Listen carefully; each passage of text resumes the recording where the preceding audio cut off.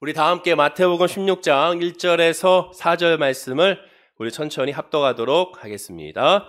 바리새인과 사두개인들이 와서 예수를 시험하여 하늘로부터 오는 표적 보이기를 청하니 예수께서 대답하여 이르시되 너희가 저녁에 하늘이 붉으면 날이 좋겠다 하고 아침에 하늘이 붉고 흐리면 오르는 날이 굳겠다 하나니 너희가 날씨는 분별할 줄 알면서 시대의 표적은 분별할 수 없느냐? 악하고 음란한 세대가 표적을 구하나 요나의 표적밖에는 보여줄 표적이 없느니라 하시고 그들을 떠나 가시니라. 아멘. 오늘 하나님 말씀 마태복음 16장 1절에서 4절 말씀으로 요나의 표적이라는 제목으로 말씀의 은혜를 나누고자 합니다.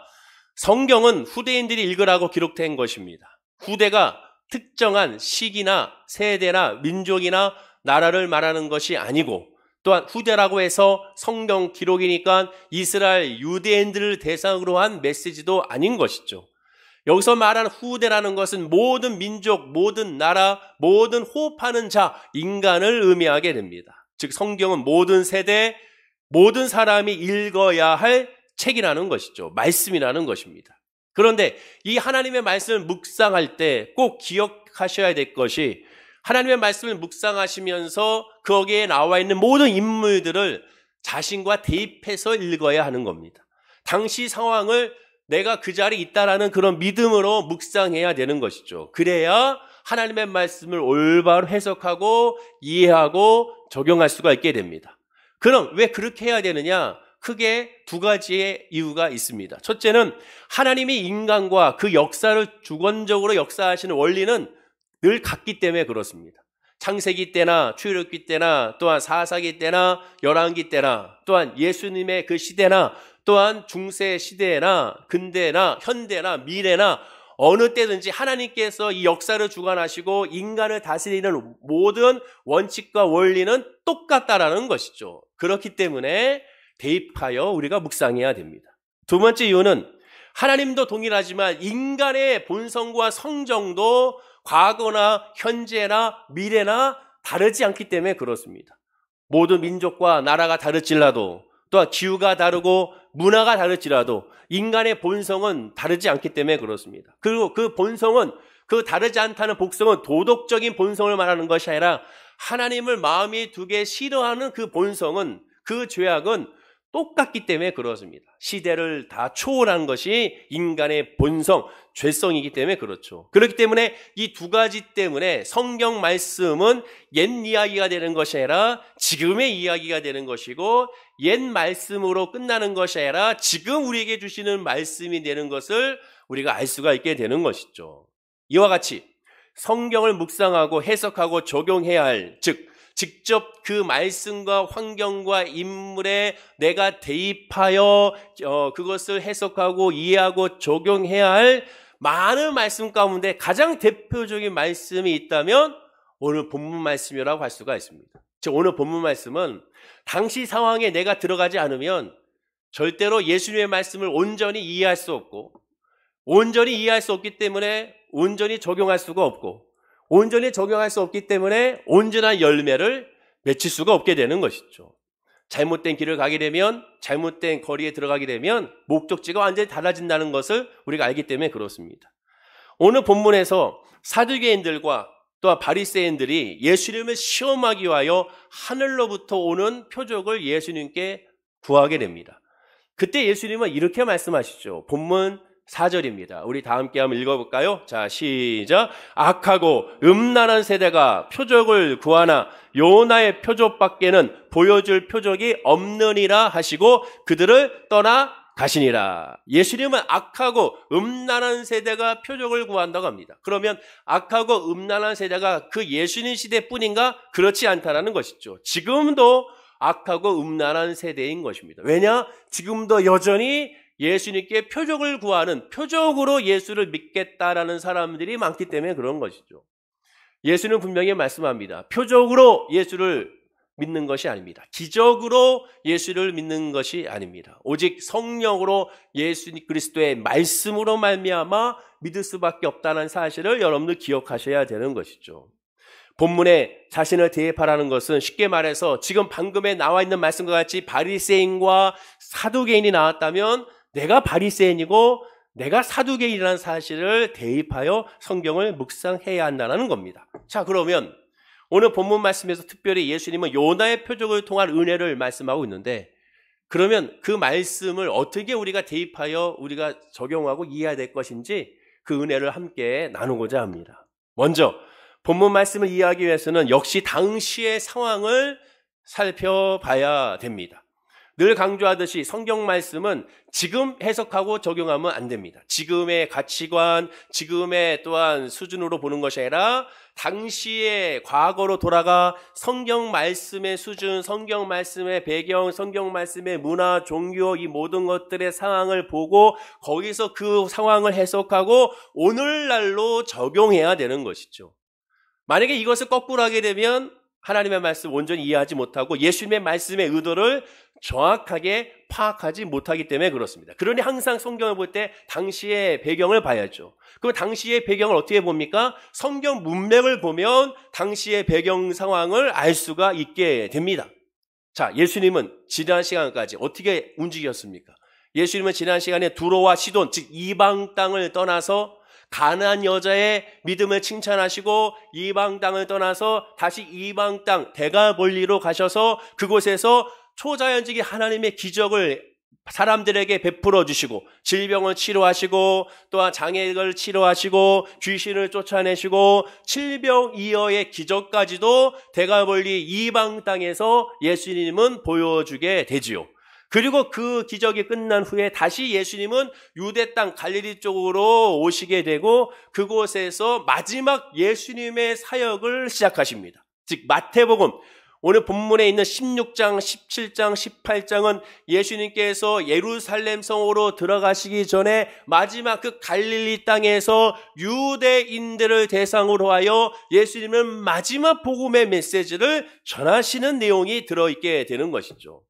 그런데 그때 마지막 예루살렘에 들어가기 전에 십자가에 달려 죽으시기 전에 가장 종교적인 지도자들과 사회적인 지도자들과의 갈등이 심했던 때가 바로 이때였습니다. 바로 전장 마태복음 15장에 보면 예루살렘 사내들인 공의의회에서 이단 조사단을 파견합니다. 왜? 예수님을 바로 잡아서 죽이려고. 예수님이 기적을 일으키고 또 예수님이 귀신을 쫓아내고 예수님의 놀라운 하나님의 은혜로 사람들에게 베풀자 그 예수님을 시기에 질투하여 예수를 잡기 위하여 이단 조사단을 사내들인 공의회에서 파견하게 되죠. 그리고 예수님 앞에 섰을 때 예수님은 그들에 대해서 이렇게 말씀합니다. 마태복음 15장 13절과 14절입니다. 우리 읽어볼까요? 자, 시작. 예수께서 대답하여 이르시되 심은 것마다 내 하늘 아버지께서 심으시지 않은 것은 뽑힐 것이니 그냥 두라. 그들은 맹인이 되어 맹인을 인도하는 자로다. 만일 맹인이 맹인을 인도하며 둘이 다 구덩이에 빠지리라 하시니 그들에 대하여 맹인이라고 말하고 그 맹인이 맹인을 인도하여 하나님께로 버림받게 된 것이다. 뽑히게 될 것이다 라고 말합니다. 이와 같이 예수님과 유대 종교 지도자들 사이에는 갈등이 있었고 그 갈등의 최고조의 심각성을 드러내는 것이 바로 오늘 본문입니다. 그럼 오늘 본문 어디서 그 갈등의 최고조를 우리가 알 수가 있을까? 오늘 본문 1절이죠. 우리 1절을 한번 볼까요? 자, 읽어보겠습니다. 시작. 바리새인과 사두개인들이 와서 예수를 시험하여 하늘로부터 오는 표적 보이기를 청하니. 자, 그럼 여기서 어느 부분에서 예수님과 유대 종교 지도자들, 사회적인 지도자들 사이에서의 갈등을 최고조로 일어나고 있음을 알 수가 있을까? 가장 심각하다는 것을 어떻게 알 수 있을까? 바로 이 부분입니다. 바리새인과 사두개인들이 와서 예수를 시험했다. 그럼 예수를 시험했다는 이 문구가 아닙니다. 그 앞에 바리새인과 사두개인들이 함께 예수님 앞에 왔다는 것이 얼마큼 심각한 상황과 갈등이라는 것을 보여주고 있습니다. 자, 그러면 이 배경을 좀 알아야죠. 그 바리새인과 사두개인들이 어떤 사람들을 알아야죠. 그러면 알 수가 있습니다. 바리새인들은 바리새파라고 합니다. 즉 바리새파와 사두개파는 유대교의 종파입니다. 나누어져 있는. 쉽게 얘기하면 지금 개신교 가운데 장로교가 있고 침례교가 있고 감리교가 있고 성결교가 있고 우리 기아성 오순절교단 있는 것처럼 이렇게 유대교에도 이런 분파들이 나눠져 있는 그 분파들 가운데 가장 큰 분파가 바리새파와 사두개파라고 할 수가 있게 됩니다. 유대교입니다. 근데 이 바리새파는 쉽게 바리새인이라고 얘기하는데 이들은 특징이 있습니다. 첫째는 이들은 평민과 중상층들 중심으로 구성되어 있습니다. 이들은 엄격한 율법주의를 지킵니다. 문자적인 율법주의입니다. 하나님의 율법을 그대로 지켜야 한다는 것이죠. 그리고 영생을 믿습니다. 부활을 믿습니다. 영적인 존재를 믿습니다. 영적인 존재를 믿으니 천사를 믿습니다. 동시에 모세 오경을 믿고 모세 오경과 함께 유대 전승, 즉 장로들의 유전으로 말미암아 율법을 지키기 위한 613가지의 율법을 철저하게 지키기 위한 617가지의 그 율법을 지키기 위한 규칙들의 그 전승을 철저하게 믿고 그 권위를 인정합니다. 바리새파 사람들은 항상 종교적인 것에 집중하는 사람들이죠. 반대로 사두개파 사람은 어떤 사람이냐? 귀족층입니다. 지도급들이죠. 귀족층이며 돈이 많은 사람들입니다. 자, 그러면 이렇게 돈이 많고 시간이 있고 누리는 사람들, 권력층 있는 사람들은 철저한 율법주의를 지키지 않습니다. 왜? 율법을 철저히 지키면 누리지 못하잖아요. 돈을 쓰지 못하잖아요. 돈을 쓰지 못하면 즐기지 못하잖아요. 그러다 보니까 자기들이 원하는 것만 받아들이고 원치 않는 것, 자기의 유익과 자기의 쾌락과 자기가 즐기려는 것에 부딪히는 거 있으면 그것은 지키지 않습니다. 그래서 형식적인 율법주의를 지키는 사람, 즉 율법은 제대로 지키지 않는다는 거죠. 그리스, 헬라 문화가 유입된 사람들이기 때문에 그래서 세속적인 유대인이다라고 이렇게 말하게 됩니다. 이들은 영생을 믿지 않습니다. 유대교 사람들, 하나님을 믿는데도 영생을 믿지 않습니다. 부활을 믿지 않습니다. 영적인 존재를 믿지 않습니다. 천사를 믿지를 않습니다. 그리고 오직 모세 오경만 믿습니다. 이런 사람들이 사두개 사람들입니다. 자, 그러면 바리새파 사람과 사두개파 사람들의 이들의 교리를 보시고 이들의 신앙적인 모습을 보면 어떻습니까? 서로 대립될 수밖에 없죠. 서로 미워할 수밖에 없습니다. 더 나아가 서로가 서로를 이당으로 정죄할 수밖에 없습니다. 즉 이들은 함께 할 수가 없습니다. 함께 교제하거나 함께 이야기를 하거나 함께 나누거나 할 수가 없습니다. 그런데 오늘 본문을 보십시오. 평상시에 서로 종교적으로 정치적으로 마찰을 빚으면서 서로가 나쁘다, 서로가 이단이다, 서로를 정죄했던 이들이 지금 오늘 본문에 보면 함께 나란히 아주 서로 어깨동무하면서 예수님께 나아가 예수를 시험하고 있습니다. 이 부분을 보면 당시 유대교 사람들이, 유대인들이 사두개파 사람과 이 바리새파 사람들이 함께 있는 그 자체만으로도 희한하게 여기는 것이고 이상하게 여기는 것이고 굉장히 이례적인 모습으로 여기게 되는 것이죠. 말하자면 어제의 원수가 공통의 더 큰 적을 맞아 상대하기 위하여 함께 뭉친 것이라고 볼 수가 있게 됩니다. 이들은 예수님의 표적을 정말로 보기 원한 것이 아닙니다. 어떻게 하든지 꼬투리를 잡을 심산으로 하나가 됐습니다. 하나가 됐다는 것은 그만큼 예수님과 유대 종교 지도자, 사두개파 사람들, 정체적인 지도자들과 갈등이 심했다는 것을 의미하게 되죠. 이미 이들은 마음에 정죄하고 예수를 죽이려고 덤비는 자들이기 때문에 예수님께 표적을 구했으나 이적을 구했으나 기적을 구했으나 어떠한 표적과 이적과 기적을 보여준다 하더라도 귀에 걸면 귀걸이, 코에 걸면 코걸이 속으로 해석하여 예수를 믿지 않으려는 사람입니다.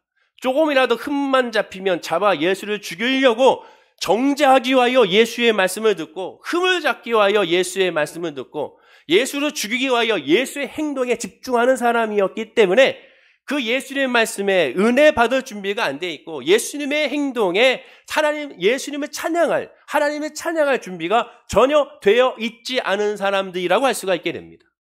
이들은 마음의 중심에 예수가 없는 사람이죠. 그러면 예수님이 이들을 모를까? 너무 잘 알죠. 이들이 무슨 마음으로 이렇게 있는지, 무슨 생각으로 예수님께 표적을 구하고 있는지 예수님이 모르시지 않죠. 이미 예수님은 수많은 표적을 이미 보여줬습니다. 오늘 본문에 오기까지 5병이의 기적, 7병이의 기적, 귀신을 쫓아내고 또한 질병을 치료하며 자연을 다스리는 정말 기적과 표적 보여줄 수 있는 모든 것들을 예수님은 다 보여줬습니다. 그런데도 불구하고 그들은 그런 모습을 보일 때마다 바로 귀신의 힘으로 말미암아 예수가 일을 한다고 생각했습니다. 그래서 예수님이 이렇게 말하죠. 마태복음 12장 27절에 또 내가 바알세불을 힘입어 귀신을 쫓아내면 너희의 아들들은 누구를 힘입어 쫓아내느냐? 그러므로 그들이 너희의 재판관이 되리라 라고 말합니다. 예수님이 귀신의 힘, 즉 바알세불 사탄의 힘으로 이 모든 일을 한다고 그들은 정죄하게 되죠. 하지만 당시 유대 종교 지도자들도 여기 나오죠. 너희의 아들들은 누구를 힘입어 쫓아내느냐? 유대 종교 지도자들은 귀신을 쫓아내는 축사의 역사가 있었고 또한 초자연적인 기적의 응답도 있었음을 말합니다. 그러면 너희들이 그렇게 하고 있는 것도 귀신의 힘에 의해서 한 것이냐라고 오히려 반문하고 있는 것을 보게 되죠. 그렇습니다. 예수님은 지금까지 사역과 말씀을 통하여 예수가 누군지 이미 충분히 보여줬습니다. 다 보여줬습니다. 그 정도의 기적과 표적을 보여줬으면 사람이 할 수가 없으니까 당연히 이 사람은 누구인지를 묵상해야 되고 또한 성경을 잘 알고 있으니까 성령의 메시지대로 예수님께서 거기에 어긋나지 않게 예언대로 이사야의 예언대로 하나하나 예수님께서 보여주고 있다면 하나님의 말씀에 빗대어 예수가 누군지를 깨달아 메시아임을 깨달아 그리스도임을 깨달아 엎드려 경배하며 회개하고 예수를 믿어야 되는데 그들은 그렇게 하지 않았습니다. 침례 요한이 감옥에 갇혔을 때 제자들을 예수님께 보내죠. 마태복음 11장 3절과 4절에 예수께 여짜오되 오실 그 이가 당신이니까 우리가 다른 이를 기다리오니까 예수께서 대답하여 이르시되 너희가 가서 듣고 보는 것을 요한에게 알리라. 오실 그 이가 당신입니까? 침례 요한조차도 예수에 대해서 의심했습니다. 그 수많은 기적을 보여주고 그 수많은 표적을 보여줘도 사람은 늘 의심할 수밖에 없는 존재임을 다시 보게 되죠. 그러자 예수님이 제자들에게 뭐라고 대답합니까? 너희가 가서 듣고 보는 것을 요한에게 알려라. 예수님이 하신 말씀을 다시 상기해 보라. 예수님이 행했던 기적을 보라. 행하심을 보라. 이게 인간이 할 수가 있는 일이냐? 그럴 수가 없다. 하나님이 가능한 것이고 하나님이기 때문에 할 수 있는 것이고 말씀대로 이루어졌다는 사실을 그대로 다시 알리라고 말합니다. 누가복음 7장에서 이미 나인성의 과부의 아들이 죽어서 장례를 치르러 관에 누워있을 때 예수님은 그 모습을 보고 그 아들을 살려주셨습니다. 장례를 치러 가고 있습니다. 이제 매장하러 가고 있어요. 죽은 지가 이미 며칠 된 거잖아요. 그러한 시신을 예수님은 말씀으로 그를 치료하신 것을 보게 되죠. 그러면 정말 다 보여줬습니다. 죽은 자가 살아나는 것도 보여주고 귀신을 쫓아낸 것도 보여주고 불치병이 치유되는 것도 보여주고 저주의 병이라 해서 나병이 치유되는 것도 보여주고 자연재해를 다스리는 것도 보여줬습니다. 그럼 더 이상 뭘 보여주겠습니까? 표적을 보여달라는데 더 이상 어떤 것을 보여줘야겠습니까? 이미 다 보여줬습니다. 그러자 예수님은 그렇기 때문에 다 보여줬기 때문에 또 표적을 보여달라는 이들을 향하여 예수님은 이렇게 말하는 거죠. 본문 4절입니다.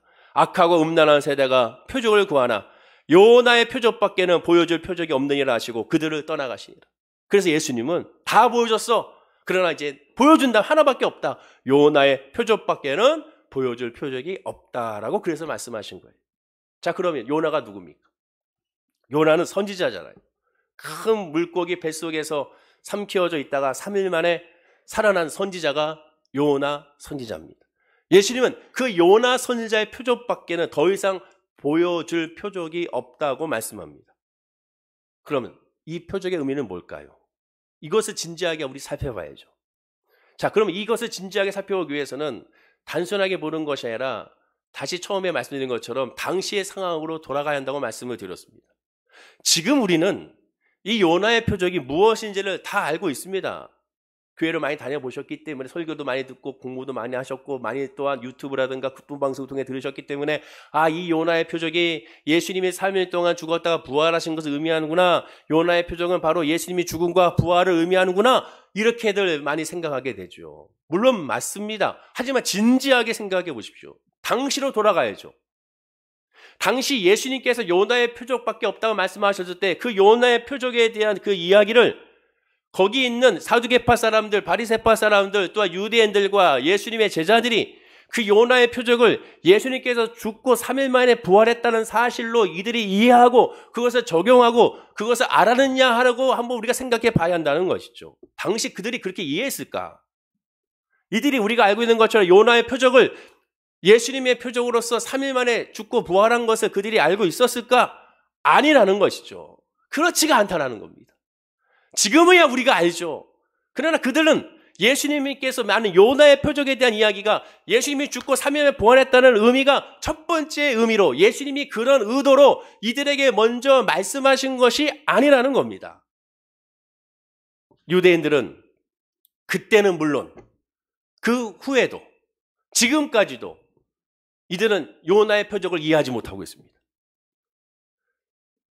지금도 예수를 그냥 랍비로만 생각하고 있고 메시아로 여기지 않기 때문에 그렇습니다.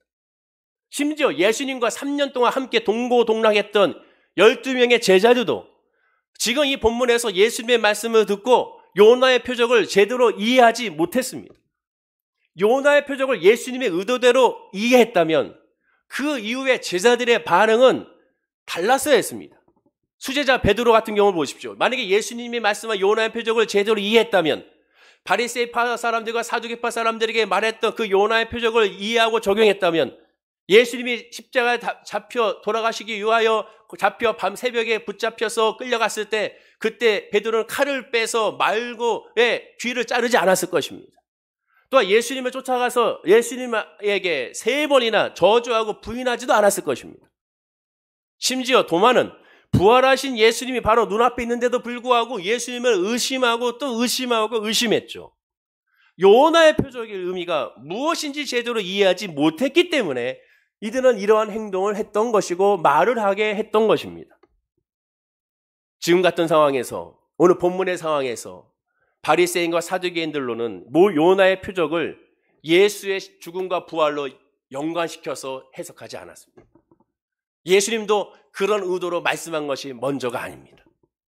특별히 사두개인들은 어떤 사람들이라고 했습니까? 아까 설명한 대로 부활을 믿지 않은 사람들입니다. 부활을 믿지 않은 사람들에게 요나의 표적으로 내가 죽고 3일에 부활한다고 설명한 것이 아니라는 거죠. 이미 믿지 않는 그들에게, 거부하고 있는 그들에게, 인간은 죽으면 끝이기에 이 땅이 전부라고 믿는 사람들이 사두개파 유대인들이었습니다. 현세주의자들이죠. 지금 행복해야 돼. 지금 누려야 돼. 지금 잘 먹어야 돼. 지금은 하나님의 축복을 받아야 돼가 바로 사두개파 사람들입니다. 설교 처음에 말씀드린 것처럼 그렇기 때문에 오늘 본문이야말로 지금 오늘날의 성도가 당시의 입장으로 돌아가 당시의 사람들로 대입하여 우리가 이해하고 적용해야 되는 거예요. 자, 그럼 그 현장에 있는 이들은 예수님의 말씀을 어떻게 받아들였을까? 예수님은 어떤 의미로 요나의 표적을 말씀했을까? 본문은 지금부터 2000년 전의 사건이고 당시 예수님 시대 유대인들에게 있어서 요나의 사건은 그로부터 800년 전의 사건이니까 지금부터 약 2800년 전의 사건입니다. 2000년 전이나 800년 전이나 옛날 이야기는 옛날 이야기가 되죠.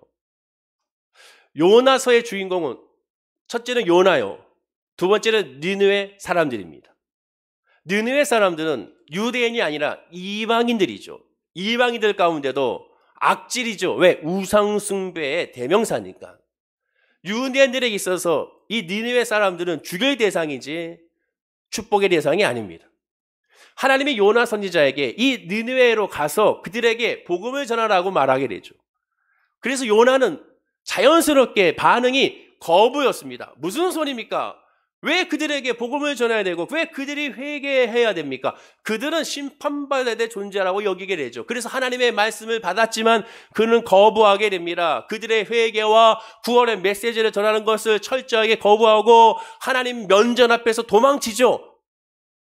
하나님께서 가라는 것에 반대 방향으로 배를 타고, 즉 땅끝이라 할 수 있는 당시 스페인의 다시스로 배를 타고 그림과 같이 끝으로 도망을 가버립니다. 그러나 하나님이 모르시지 않죠. 그 과정에 폭풍을 일으키시고 그를 바다에 빠지게 하셔서 큰 물고기에서 3일 만에 건져내시고 요나는 억지로 정말로 억지로 니느웨로 가서 하나님의 메시지를 선포하는데 그것도 억지로 선포하게 되죠. 하지만 그 억지로 선포했던 그 메시지의 왕부터 시작하여 모든 또한 고위관료 그리고 모든 백성들이 회개하고 하나님 앞에 자복하며 구원을 받아들이고 하나님을 찬양하게 되죠.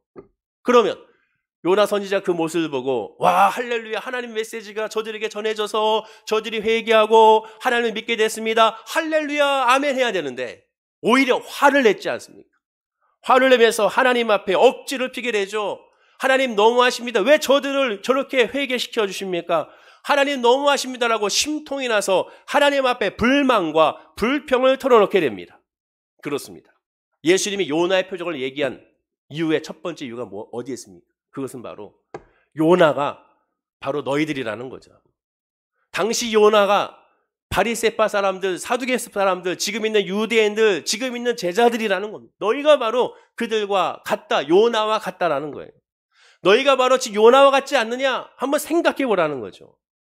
예수님이 유대인들의 대상으로 오병이어의 기적을 일으켰습니다.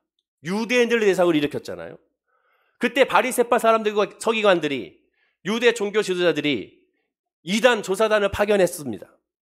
그 파견에서 이단 여부를 파견했던 이유가 무엇이냐? 성경에 나오는 것처럼 예수님의 제자들이 손을 씻지 아니하고 밥을 먹었다라는 거죠. 손을 씻지 않고 밥을 먹었기 때문에 율법을 어겼다라는 겁니다. 그럼 그 기적 때 약 2만 명의 사람들 유대인들이 밥을 먹었는데 그들 다 손을 안 씻었습니다. 그러면 거기 있는 2만 명 모두가 다 율법을 어겼으니 그들을 다 잡아다가 가둬가지고 또한 그들을 징계해야 되지 않겠습니까? 그런데 유독 예수님과 제자들만 붙들고 특히 예수를 잡으려고 예수님 앞에 율법을 어겼다고 말합니다. 율법의 규정을 지키지 않았다는 거죠. 네가 랍비로서 하나님의 율법을 지키지 않았다고 말합니다. 하지만 여러분, 율법 어디에도 하나님이 모세에게 줬던 613가지의 율법 어디에도 밥 먹기 전에 손 씻자는 규정을 찾아볼 수가 없습니다. 하나님은 그렇게 말씀한 적이 없어요. 밥 먹기 전에 손을 씻어야 한다는 그 규정은 율법이 아니라 613가지 하나님의 메시지가 아니라 617가지의 장로들의 유전입니다. 율법을 지키기 위하여 철저하게 지키겠다 해도 자기들의 율법인 것이죠. 규례와 규칙입니다. 근데 그 규례와 자기들이 지킨 그 규칙을 지키지 않았다고 신성모독을 했다고 말하게 되는 거죠. 하나님의 말씀 위에 자기들의 규칙이 있는 거예요. 하나님의 말씀 위에 자기들의 생각과 자기들의 희망과 자기들의 보기 좋음이 있는 겁니다. 자기의 신앙이 있는 거죠. 예수님은 그래서 그들에게 하나님의 계명보다 인간의 유전을 더 우위에 두고 있으니 맹인이 되어 맹인을 인도했다고 말하는 거예요. 야단친 겁니다.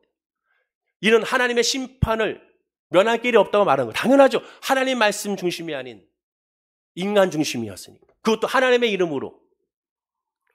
또한 오늘 본문의 지금은 예수님이 이방인을 대상으로 칠병이의 기적을 일으킨 직후입니다. 이번에는 바리새파 사람들과 사두개파 사람들이 함께 따지러 왔습니다. 약 15,000명의 사람들이 손을 안 씻고 떡을 먹었다는 이유죠. 동시에 너는 유대인의 랍비로서 어찌 이방인들과 함께 교제하느냐, 그 이유로 또한 예수를 정죄하려고 위하여 잡으러 왔던 것입니다. 다시 얘기합니다. 식사 전에 손을 씻어야 하는 것은 율법이 아닙니다. 자기들이 만든 규칙이고 그것도 유대인들에게 적용되는 규정이죠.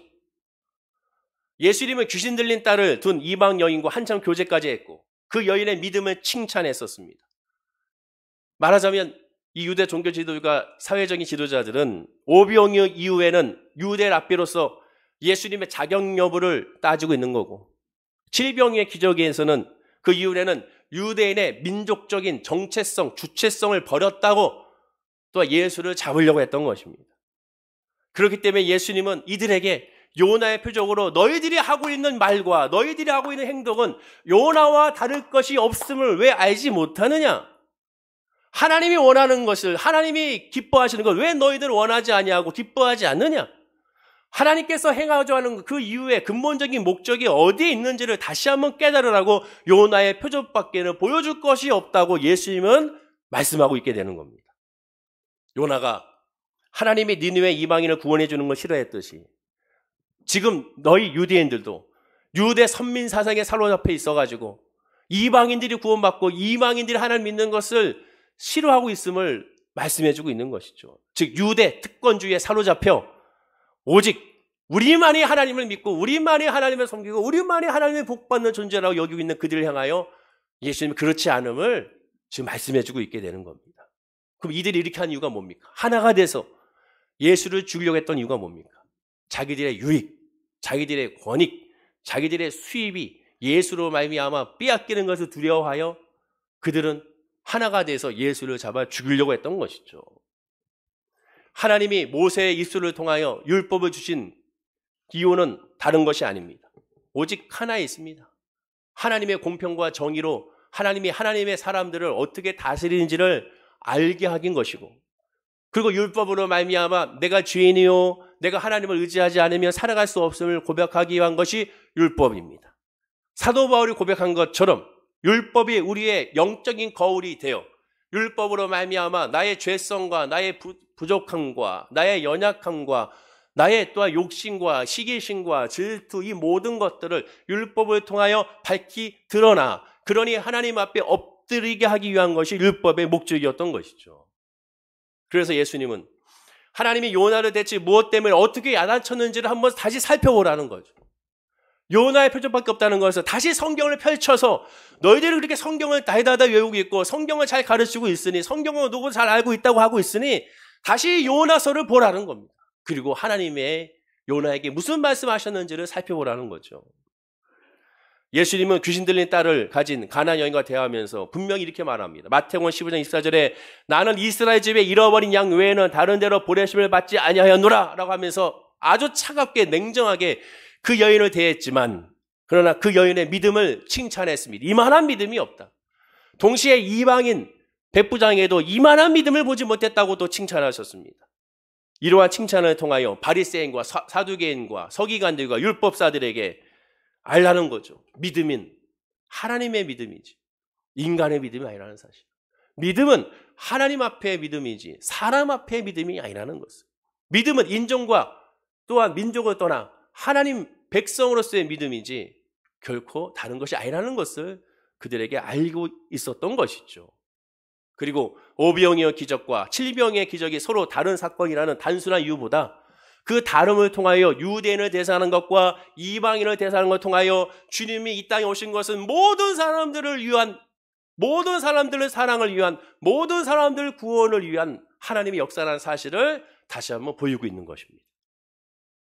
성경에 있는 기록들, 사건들을 한번 보십시오. 예수님이 우연히 간 곳이 없고 예수님이 우연히 말씀한 것이 없습니다. 예수님이 가신 곳 하나는 다 계획이 있고 뜻이 있고 섭리가 있었죠. 기적 하나하나가 그냥 일어난 기적이 아니라 다 이유가 있고 목적이 있었고 하나님의 계획대로 하나님의 각본대로 시나리오대로 주님께서는 움직였음을 보게 됩니다. 바꿔 말하면 요나의 표적을 제대로 이해하기 위해서는 5병의 기적과 7병의 기적과 성경에 나와 있는 모든 기록들을 다 종합해 살펴봐야 한다는 것이죠. 그리고 그 모습을 통하여 바로 내가 요나라는 사실을 깨달으라는 겁니다. 예수님께서 이 땅에 오신 목적을 다시 한번 기억하라는 것이죠. 하나님이 이스라엘 백성들을 선택하여 유대인들을 선택하여 모세의 율법을 주신 이유를 하나님께서 모세에게 십계명을 바로 주기 직전 십계명의 출애굽기 20장에 주시니까 바로 출애굽기 19장에 십계명 율법을 주시기 바로 직전 출애굽기 19장에 내가 율법을 주는 목적이 무엇인지를 정확하게 밝히고 있습니다. 한번 읽어볼까요? 출애굽기 19장 5절과 6절입니다. 자, 읽어보겠습니다. 시작.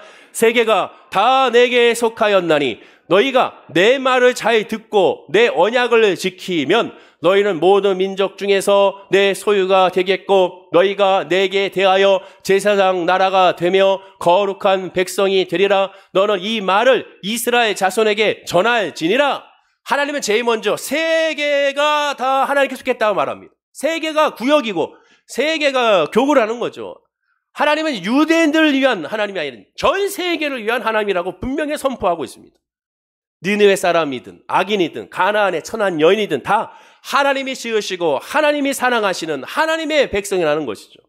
그들에게 필요한 건 하나님의 궁율과 하나님의 복음밖에 없다는 것을 알고 있습니다. 그리고 그것을 위하여 이스라엘 백성들을 택하여 너희들에게 먼저 복을 주고 그 복으로 말미암아 저들에게 하나님을 알리게 하겠다고 율법을 주셨다는 것이죠.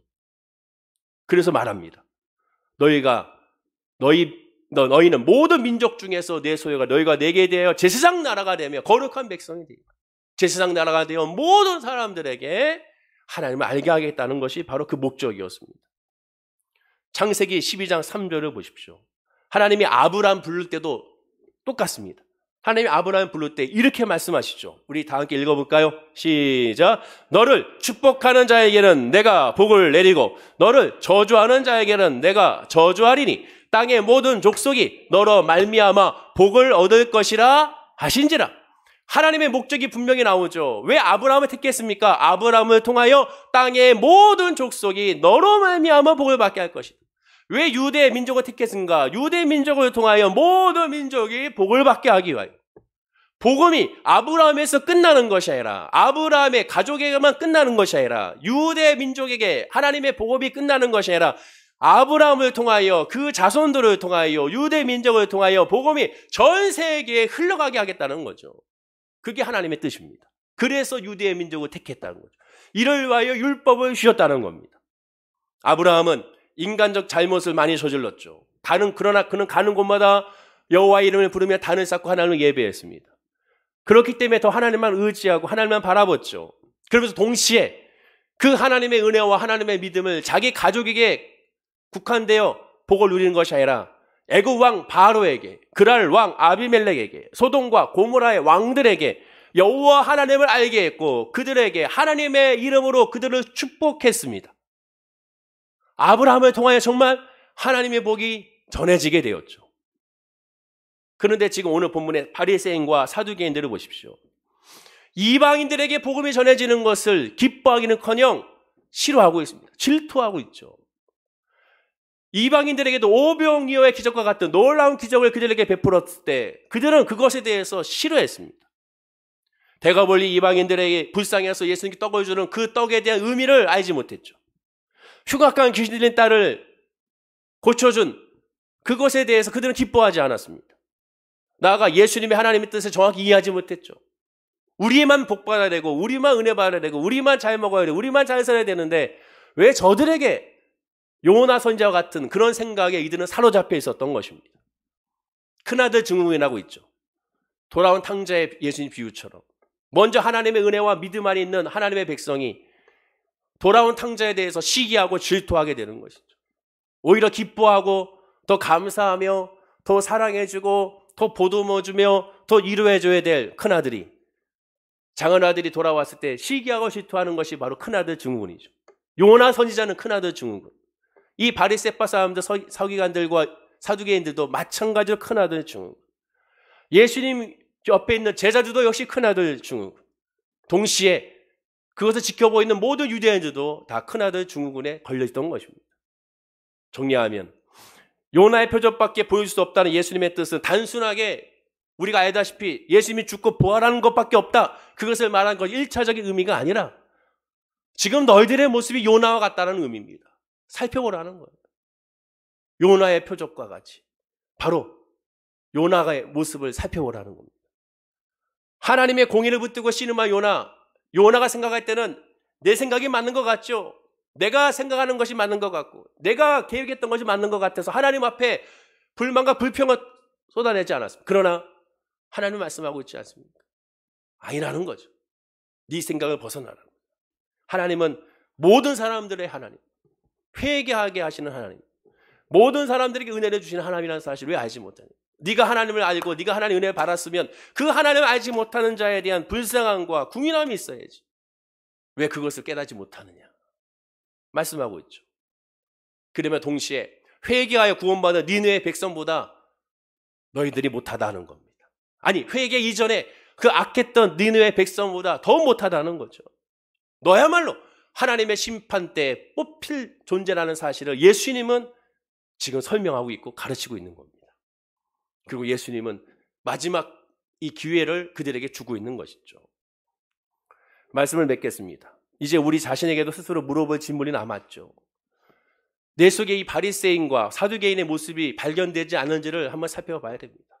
의외로 신앙이 깊으면 깊을수록, 경력이 오래는 오래서 직분이 있으면 있을수록 알지 못한 사이에 사두개파 사람들과 이 바리새파 사람들의 요나의 모습이, 또한 이 제자들의 모습이, 방관하고 있는 유대인들의 모습이 우리에게 그대로 있음을 발견하게 됩니다.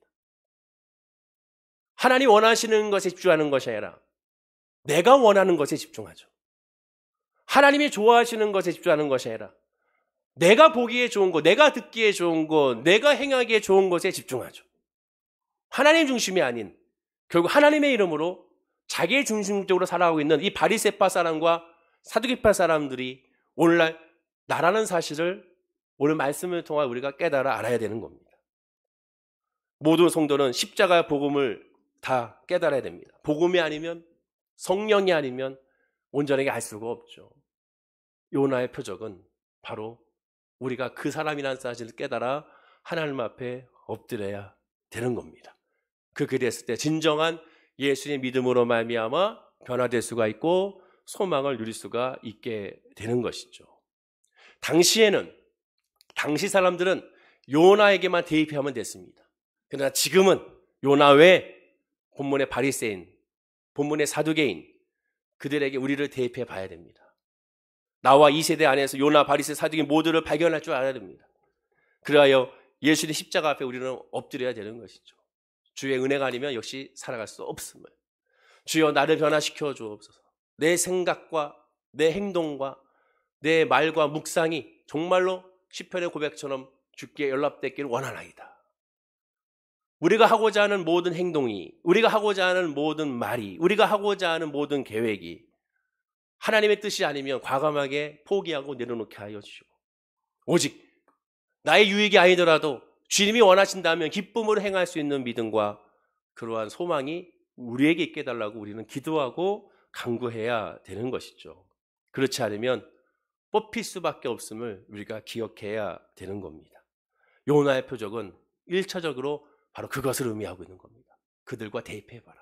그리고 그 대입하고 오직 예수 앞에 온전히 엎드려. 결국 요나 선지자 하나님 앞에 회개하고 하나님 앞에 다시 찬양하며 하나님께 돌아온 것처럼, 쉽게 말하면 주님 뜻대로 살기로 했네라고 이제는 고백했던 것처럼 우리도 주님의 뜻대로 살아갈 수 있도록 하나님을 엎드리는 요나의 표적으로 말미암아 예수를 고백하는 우리 모든 성도님들 되시길 간절히 축원하고 기도드립니다. 기도하겠습니다. 아버지 하나님, 오늘 요나의 표적을 통하여 우리도 바로 요나가 되고 바리새인들이 되고 사두개인들이 되어 그 안에 바로 내가 있었음을 발견하기 원합니다. 그렇습니다. 믿는다고 하면서도, 주님의 뜻을 따른다고 하면서도, 하나님을 섬긴다고 하면서도 결국 주님의 뜻, 하나님 중심이 아닌 나의 중심인 것이 얼마나 많았었는지를 다시 한번 깨닫게 됩니다. 지금 이 순간에도 기도하고 간구하고 있지만, 예수의 이름으로 기도하고 있지만 결국 나의 것을 구하고 나의 계획을 구하고 나의 소망을 구하고 나의 주움을 구하고 나의 즐거움을 구하는 것이 너무 많았습니다. 비록 그런 모습이 있었다 할지라도 하나님께 아뢰면서 나의 모든 것들을 자기를 부인하고 오직 주님을 높이며 주님의 뜻대로 나아갈 수 있는 믿음, 그 믿음이 이 시간에 예배하는 우리 모든 성도님들의 믿음이 되게 하여 주옵소서. 그리고 그 믿음으로 말미암아 어떠한 문제, 아픔, 질병과 또한 상처가 있다 하더라도 그 주님의 뜻 안에서 자유와 평안의 복을 누릴 수 있도록 은혜를 부어 주시옵소서.